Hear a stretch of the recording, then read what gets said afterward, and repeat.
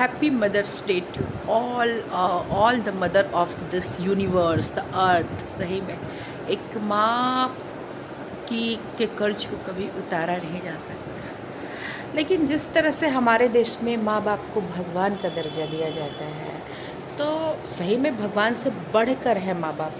लेकिन क्या सही भी माँ बाप भगवान जैसे होते हैं? क्या सभी भगवान से बढ़कर हैं? अरे कितने सारे माँ और बाप, खासकर बाप, माँ की बात मैं नहीं कर रही है, बच्चों को अपने इन्वेस्टमेंट के तौर पे पैदा करते हैं और पालन पोषण करते हैं। तो फिर अगर ऐसा नहीं होता तो एक बात बताइए, लड़की होने पर लोग दुखी क्यों होते हैं? माँ बाप के लिए लड़का हो या लड़की क्या फ़र्क पड़ता है? भगवान को क्या फ़र्क पड़ता है? हम सब तो भगवान की ही रचना है ना।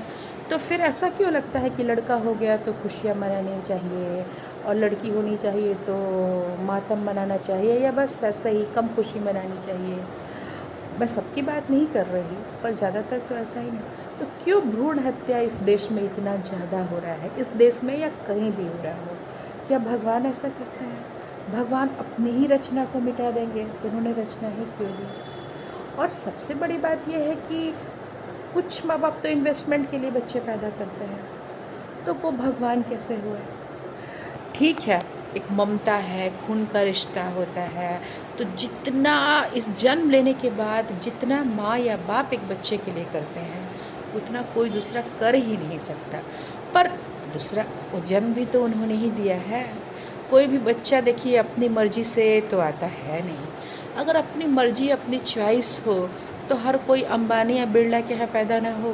कुछ बच्चों पर जन्म से ही गरीबी का टैग लग जाता है, और लोग जब एक बच्चे पालने की क्षमता है नहीं तो 4-4, 5-5 बच्चे पैदा कर लेते हो, और जन्म से ही वो बच्चा गरीब रहा।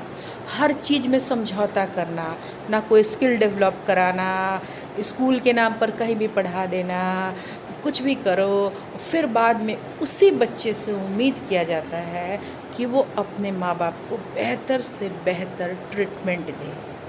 अगर अब बच्चा अपनी मेहनत से, लगन से कुछ कर जाए तो फिर क्रेडिट उसी माँ बाप का होता है।